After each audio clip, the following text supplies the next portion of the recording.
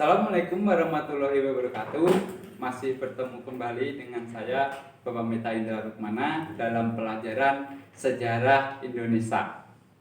Nah, pada pertemuan kali ini Bapak akan membahas tentang kerajaan-kerajaan yang bercorak Hindu-Buddha di Indonesia. Sebelum membahas materi tersebut, pasti kalian dalam hati atau pikiran bertanya-tanya, faktor-faktor atau unsur-unsur apa yang mendahului adanya kerajaan-kerajaan bercorak Hindu-Buddha muncul di Indonesia.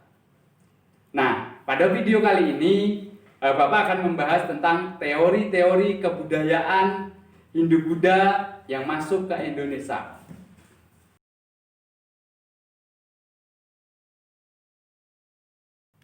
Nah, seperti yang kalian ketahui, bahwasanya negara Indonesia atau negara kita ini berada di dua samudra, yaitu Samudra Hindia dan Samudra Pasifik, sehingga negara Indonesia merupakan jalur perdagangan. Nah, maka faktor itulah yang menyebabkan negara-negara asing, baik India, datang ke Indonesia untuk hubungan perdagangan. Nah, tak hanya hubungan perdagangan, orang India, pedagang India atau masyarakat India datang ke Indonesia, dia juga berinteraksi sangat baik dengan warga masyarakat Indonesia. Bahkan ada yang menetap di Indonesia dan ada yang menikah dengan orang Indonesia. Akhirnya faktor itulah yang menjadi embrio kebudayaan-kebudayaan dari negara India datang dan berkembang di Indonesia. Ada 4 teori yang menyebutkan atau mengemukakan masuknya kebudayaan Hindu-Buddha di Indonesia.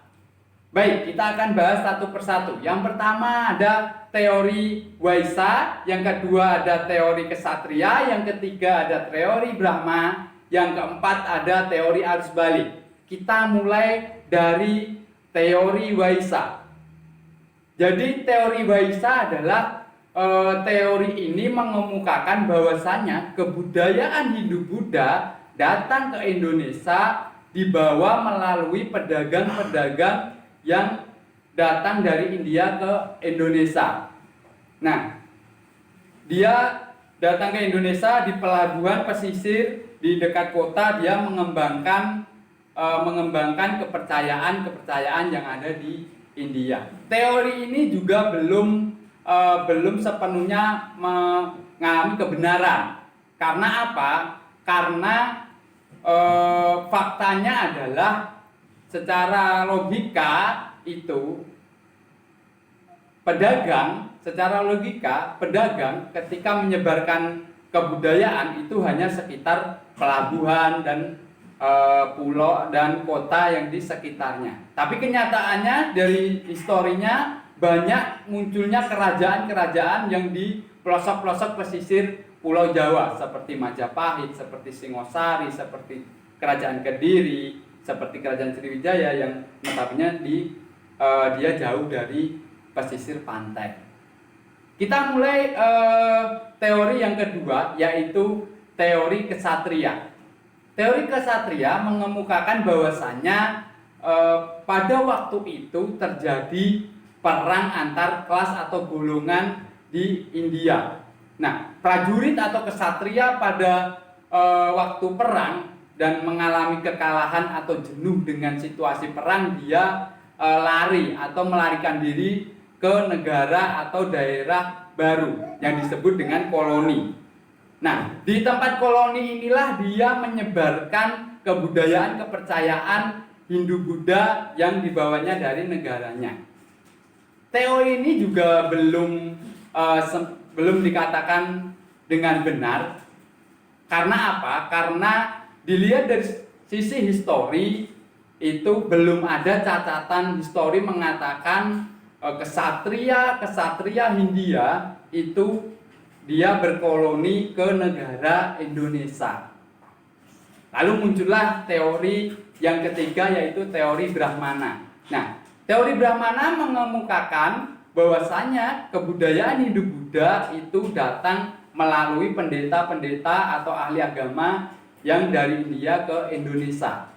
Nah, teori ini hampir ada, kalau dilogikakan hampir sudah benar atau dinyatakan teori yang paling nyata. Karena apa? Buktinya adalah banyaknya muncul kerajaan-kerajaan Hindu-Buddha yang ada di Indonesia.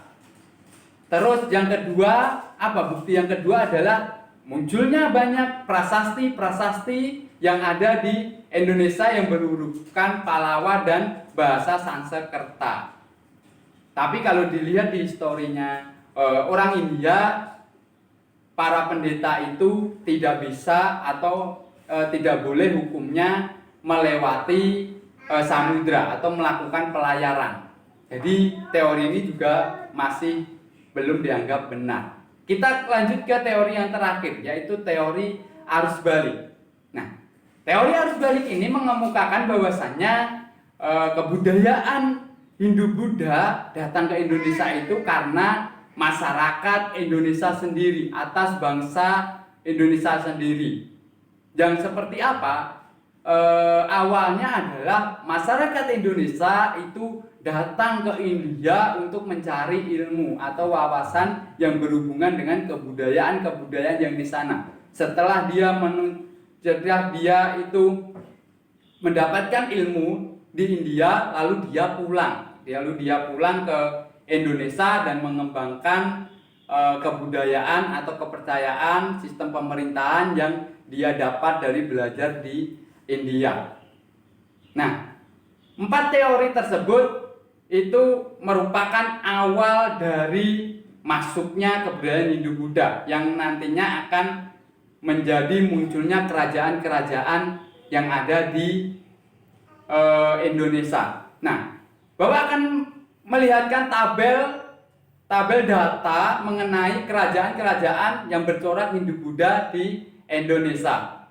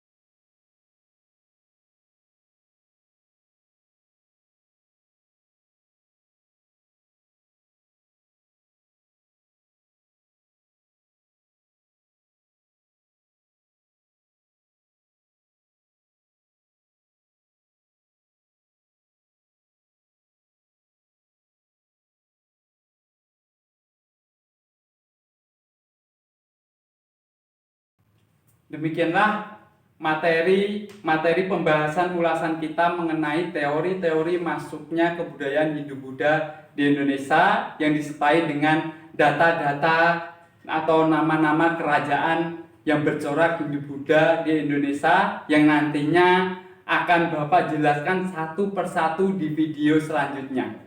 Terima kasih telah menonton video saya kali ini. Tetap semangat, tetap belajar. Semoga video ini menambah wawasan kalian tentang kecintaan sejarah negara Indonesia. Bangsa yang besar adalah bangsa yang mengenal sejarahnya.